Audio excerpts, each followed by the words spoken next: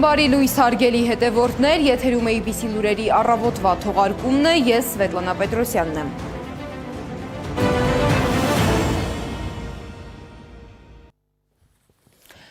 Թողարկումը սկսենք Արցախի մշակութային ժառանգության շուրջ նոր մտահոգիչ զարգացումներով։ Մոնումենտ ոչը ահազանգ է հնչեցրել, որ օրերս ադրբեջանցի օգտատերերի հրապարակած տեսանյութերից պարզ է դարձել, որ Մարտունի քաղաքի Սուրբ Ներսես մեծ եկեղեցու գմբեթի խաչը կոտրված է։ Ընդ որում սա միակ դեպքը չէ։ Դեռ անցյալ տարի Արցախի մշակութային ժառանգության մշտադիտարկում ծրագրի շրջանակներում նույն կառույցի վնասման հետքեր էին արձանագրվել։ Մասնավորապես կոտրած պատուհանները և կառույցի վրայի կրակահերթերի հետքերը։ Եվ հենց այս շարունակականության ֆոնին, երբ մեկ առ մեկ բացահայտվում է մշակութային ժառանգության խեղման նոր դեպքեր, Բաքուն արդեն խոսում է ոչ թե առանձին դրվագների, այլ ավելի լայնածավալ գործողությունների մասին։ Բաքուն նախօրեին հաստատել էր, որ քանդել է Ստեփանակերտի Մայրտաճարն ու Սուրբ Հակոբ եկեղեցին։ Պարզաբանումն էլ այն էր, թե դրանք Ադրբեջանի համաձայնությամբ չեն կառուցվել։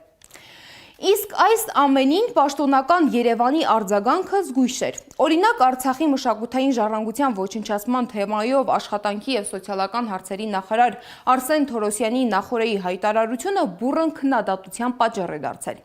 Իշխանական պատգամավորը հանրայինի եթերում ասել էր, թե Ադրբեջանը գործում է իր ինքնիշխանության տարածքում և այս փուլում առաջնայինը խաղաղության պահպանումն է։ Խաղաղությունը հաստատված հասկանում եք, մենք դա տեսնում ենք իրական կյանքում, մեր սահմանների վրա չկան կրակոցներ։ Այսինքն եթե մենք ասենք Ադրբեջանը ինչի՞ է մեր եկեղեցին քանդում, նա սկսելու է կրակել։ Մենք որևէ կոնֆլիկտային տրամաբանության մեջ չպետք է մտնենք մեր հարևանների հետ եւ այդ հաստատված խաղաղությանը կասկածի տակ չդնենք։ Ես հասկանում եմ, որ մեզ անդադար, այդ թվում տարբեր ուժեր, փորձում են ներքաշել, ու մենակ դա չի, գիտեք, հիմա Հայաստանում էլ բազմաթիվ այլ հայտարարություններ են հնչում, որոնք որ մեզ փորձում են մտցնել այդ բանավեճի մեջ, որը կոնֆլիկտային է ամբողջովին, որպեսզի նորից հարաբերությունները սրվեն, հասկանում եք։ Ասեք, ոչ մի կոնֆլիկտի մեջ պետք չի մտնել, պարզապես պետք է ասել ինչու է քանդում մեր մշակութային ժառանգությունը։ Ուր է այդտեղ կոնֆլիկտ։ Ասեցինք, ինչու է քանդում մեր ժառանգությունը։ Հետո պատասխանեն։ Պատասխանում են, ասում են լավ ենք անում։ Դե, կներեք։ Ինչ։ Դա չեղավ խաղաղություն։ Չէ, դա եղավ խաղաղություն։ Արսեն Թորոսյանի հայտարարությանը արձագանքել է Արցախի նախկին պետնախարար Արտակ Բեգլարյանը, ընդգծելով, որ կան մի շարք հիմքեր, որոնցով Հայաստանի իշխանությունը պարտավոր է զբաղվել հայկական մշակութային ժառանգության պահպանությամբ, նույնիսկ այն դեպքում, երբ այն գտնվում է Հայաստանի սահմաններից դուրս։ Եթե Հայաստանը միջպետական գանգատները հետ վերցնի, նույնիսկ այդ պարագայում դատարանների այս ակտերը չեն կարող չեղյալ համարվել։ Դրանք ուժի մեջ են։ Արսեն Թորոսյանը լավ կանի պարզապես լռի եւ գնա իր գործերով զբաղվի։ Առնվազն աշխատանքի եւ սոցիալական հարցերի ուղղությամբ շատ մեծ ձախողումներ ու բացթողումներ ունեն, այդ թվում Արցախի ժողովրդի ինտեգրման հարցում։ Այլապես ինքը սրանով լրացուցիչ չափով խրախուսում է Ադրբեջանի ցեղասպանական գործողությունները։ Հայ գերիների վիճակը նույնպես շարունակում է մտահոգիչ լինել։ Միեդում նրանց շահերի ներկայացուցչի փոխանցմամբ Արցախի նախկին պետնախարար Ռուբեն Վարդանյանին և մյուս հայ գերիներին տեղափոխել են նոր քրեակատարողական հիմնարկ՝ Բաքվի Ղարադաղի շրջանի Ումբակի բանտ։ Իրավիճակն անհանգստացնող է ու մտահոգիչ։ Ռուբեն Վարդանյանի ընտանիքից տեղեկություն ունեմ, որ այս հաստատություն են տեղափոխվել նաև այլ հայ գերիներ։ Ոչինչ հայտնի չէ նոր հաստատությունում նրա և մյուս գերիների պահման պայմանների մասին։ Այս հարցում ևս թափանցիկություն չկա, միջազգային իրավունքի նորմերով սահմանված երաշխիքները խախտվում են։ Մասնավորապես, նախապես ընտանիքի անդամներին չեն հայտնել, թե որտեղ, երբ են տեղափոխվում ու ռեժիմի զանգերի մասով ինչ տեղեկություններ են լինելու։ Իսկ աշնանից Հայաստանում կներդրվեն նոր սերնդի կենսաչափական անձնագրեր և նույնականացման քարտեր։ Ներքին գործերի նախարար Արփինե Սարգսյանը վարչապետին ներկայացրել է նոր նմուշը։ Պարզվում է, որ նոր անձնագրերում էական փոփոխություններ կան։ Նախ այն կարմիր է լինելու, բացի դրանից յուրաքանչյուր էջում պատկերված է լինելու որևէ հայկական խորհրդանիշ։ Վարչապետի խոսքով անձնագրի էջերը ներկայացնում են հայերի ինքնությունը, պատմությունը, պետականությունը, բայց ինչպես երևում է, այդ պատմության մեջ տեղ չի գտել այլևս Արարատը։ Օրինակ, խորվիրաբանական համալիրը ներկայացված է այնպիսի տեսանկյունից, որ կարդրում արտացոլված չլինի Արարատը։ Բավական երկար գործընթաց ենք սկսել ենթակառուցվածքից մինչև դիզայնի աշխատանքներ եւ ենթակառուցվածքն այս պայծրությամբ ընթացքի մեջ է գտնվում, այսինքն ձևավորում ենք տվյալների կենտրոն, որը հենց պիտի ապահովի ICAO-ի բարձր համապատասխանությունը այս տեսանկյունից, այս պայն նաեւ ICAO-ի հետ հուշագիր ենք կնքում որպես այդպեսին, որպեսզի կարողանանք մեր տվյալները ընթերնելի եւ հասանելի դարձնել նաեւ գործընկեր պետությունների համար, ընդհանուր օգտագործման ենթակա։ Պետք է փաստեմ, որ առաջին եւ ամենակարևոր չափանիշը հենց այն է, որ անձը հաստատող փաստաթուղթը համապատասխան է լինելու միջազգային այս բարձր ստանդարտին եւ մեր բոլոր լուծումները հենց այս տրամաբանության մեջ են նախատեսված։ Եվ սա կարևոր է նաեւ Եվրոպական միության հետ վիզաների ազատականացման գործընթացը ավարտին հասցնելու, որպեսզի մեր քաղաքացիները գործնականում առանց վիզայի կարողանան դեպի Եվրամիության երկրներ ճամփորդել։ Միանշանակ, պարոն վարչապետ, եւ սա գործողությունների ծրագրի ուղիղ պահանջն է, կարելի է այսպես ձևակերպել, որովհետեւ երբ որ խոսում ենք անձի ինքնության մասին, շատ կարեւոր է, որ պետությունը տա ճշգրիտ ստանդարտ այս առումով եւ Եվրոպական միության երկրներն էլ վստահ լինեն, որ Հայաստանի թողարկած միջազգային չափանիշներին համապատասխան փաստաթղթերը դրանք հուսալի են, արժանահավատ են եւ իրենք որևէ խնդիր չունեն մեր քաղաքացիների հետ հարաբերակցվել։ Ներքաղաքական քննարկումների առանցքում շարունակում է մնալ նաև խոսքի ազատության և իրավական պատասխանատվության սահմանների հարցը։ Վերջին դեպքերը ցույց են տալիս, որ սոցիալական ցանցերում արված նույնատիպ արտահայտությունները տարբեր մարդկանց դեպքում կարող են ունենալ տարբեր իրավական հետևանքներ։ Սեդա Մակարյանի ռեպորտաժում։ Հայաստանում խոսքի ազատությունը օրենքով երաշխավորված է, բայց իրականում հաճախ ոչ թե խոսքի բովանդակությունն է էական, այլ այդ խոսքի հեղինակի կարգավիճակը։ Քաղաքացին սոցցանցում գրառում է անում եւ հայտնվում է քննչական կոմիտեի ուշադրության կենտրոնում։ Պաշտոնյան նույն կամ ավելի կոշտ բառապաշարով խոսում է քաղաքացիների հետ, բայց պատասխանատվության չի ենթարկվում։ Ով ինձ գրել է ու իմ ընկերներին, հավանողներինն էլ հետը, տղա չես, համարդ գրի։ Համարդ գրի հլը այրասի։ 2026 թվականին արձանագրված մի շարք դեպքեր փաստում են նույն օրինաչափությունը։ Նույնիսկ սոցիալական ցանցում կամ անձնական հաղորդագրությամբ արտահայտված կարծիքը կարող է վերածվել քրեական գործի հիմքի։ Օրինակ, մի կին կալանավորվել է վարչապետի վերաբերյալ մեկնաբանության համար, մեղադրվելով խուլիգանության եւ բռնության կոչերի համար։ Մյուս դեպքում քաղաքացուն ուշ գիշերին ձերբակալել են իր 5 երեխաների աչքի առաջ։ Կա նաև դեպք, երբ Facebook-ում քննադատական գրառումն է դարձել քրեական վարույթի պատճառ։ Դուրը ծեծեցին մտան, թե բա Տիկին Գայանեն դուք եք, ասում հա, մտան մի փոքր բարևեցին ու թե պետք է գնանք բաժին։ Այս Facebook քոնն ասում հա, այս դու ես գրել հա, սրա համար են քեզ բռնել։ Ինչ գրառում էր Տիկին Գայանը։ Փաշինյանի վերաբերյալ գրառում էր։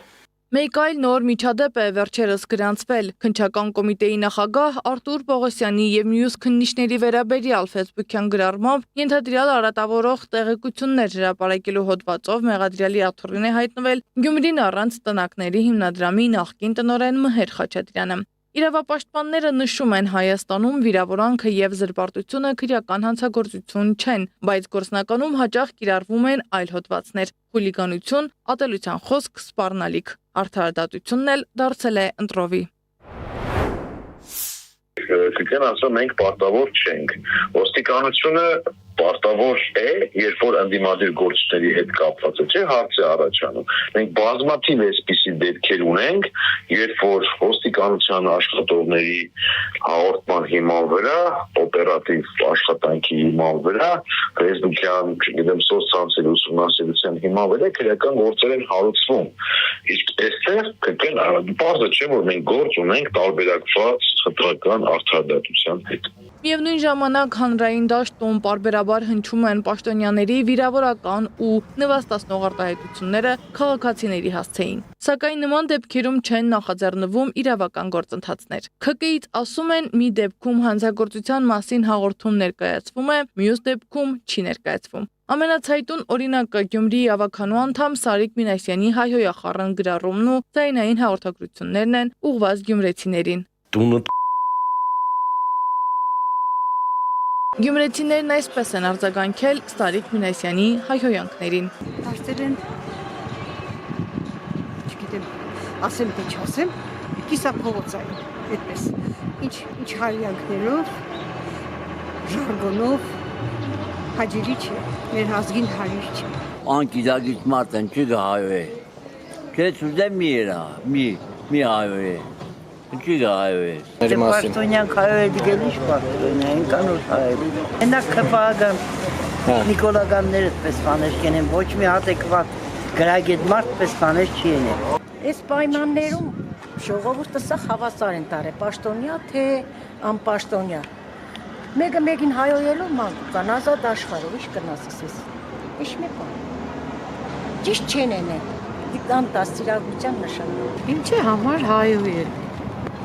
այդ հայոյողը ամենաթույլ մարդն է։ Սարիկ Մինասյանին ես փոքրուց կճանաչում, շատ լավտանքի երկվա է, հմի ինչ կուսակցության մեջ է, ինչ չէ, ես չգիտեմ, բայց որ իրանք ճանաչեմ որպես լավ ընտանիքի տղա, որպես լավ մարդ, որպես լավ ծնողների զավակ, ես գիտեմ։ Անարմար է, մենք հայ ենք, ղեկավարների չի կարելի, վերջը ղեկավար է, հայոյեք, ինչ անպատկած խոսքերը սետ տսեք, չէ որ ժողովուրդը նայեկը չի կարելի։ Բայց հարցը մնում է բաց. ով պիտի պաշտպանի այն քաղաքացուն, որին հայհոյել է պաշտոնյան։ Եթե քաղաքացին չի տիրապետում օրենքին, որ կառույցն է պարտավոր ապահովել նրա իրավունքների պաշտպանությունը։ Հայաստանի մարդու իրավունքների պաշտպանի գրասենյակից խոստացան հնարավորինս արագ պատասխանել մեր հարցերին։ Իսկ որ խոսքն է համարվում ատելության խոսք, երբ քաղաքացին վիրավորում է պաշտոնյային, սա խոսքի ազատություն է, թե խուլիգանություն, իսկ երբ հակառակն է լինում, ինչ է լինում, երբ վիրավորանքից անցնում են հայհոյանքներին։ Ցանկացած դեպքում, եթե դա հայհոյախոսություն է, այլ ոչ վիրավորանք, հայհոյախոսությունը այո կարող է քրեական պատասխանատվության առարկա դառնալ, Եվ այստեղ օրենքի առջև պետք է բոլորը հավասար լինեն, անկախ նրանից դա պաշտոնյա է, թե ընդդիմադիր գործիչ է, օրենքի առջև պետք է այդ հավասարությունը, այսինքն օրենքի գերակայությունը պահպանվի եւ այն դեպքերում, երբ այդ գերակայությունը չի պահպանվում, դա անշուշտ նույնպես օրենքի խախտում է։ Իրավապաշտպանների գնահատմամբ, երբ նույն խոսքը մեկի համար դառնում է քրեական գործ, իսկ մյուսի համար ընդհանրապես կարծիք, ձևավորվում է ընտրովի արդարադատության վտանգավոր միջավայր։ Այդ պայմաններում հասարակությունը սկսում է արդարություն որոնել սեփական միջոցներով, իսկ դա արդեն հանգեցնում է լարվածության եւ հանցագործությունների աճի։ Սեդա Մակարյան, Գեգամ Ղազարյան, ABC Media։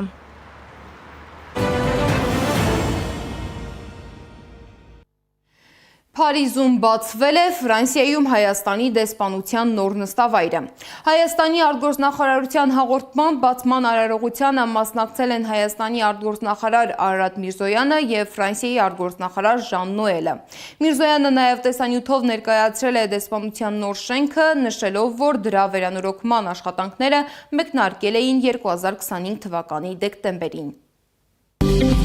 Այսպիսի ընդարձակ ընդունելությունների սրահ են ստացել, դեռ ինչպես տեսնեք ամեն ինչ հարդարված չի, օրինակ այստեղ փակցվելու է առաջիկա ժամերի ընթացքում Հայաստանի Հանրապետության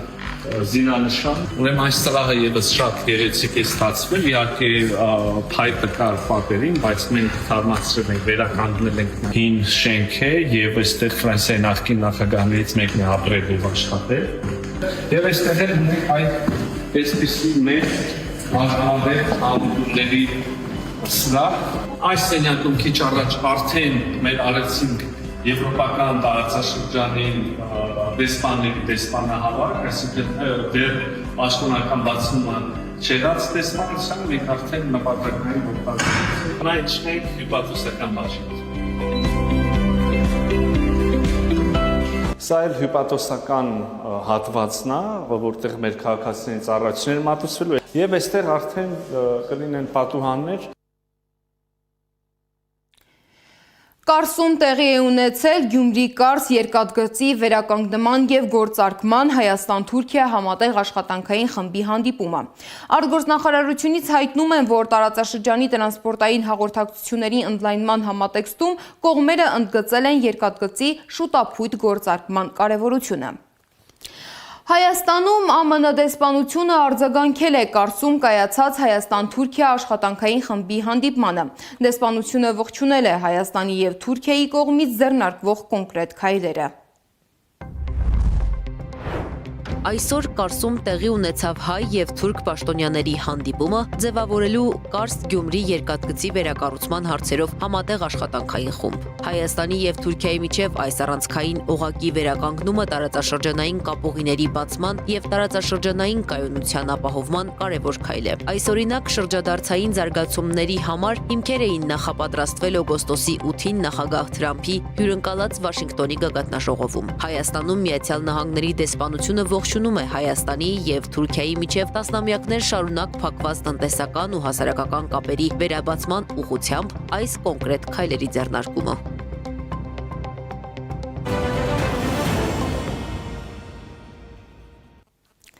ՄԱԿ-ի անվտանգության խորհուրդը երեկ քննարկել է Իրանի շուրջ ստեղծված վիճակը։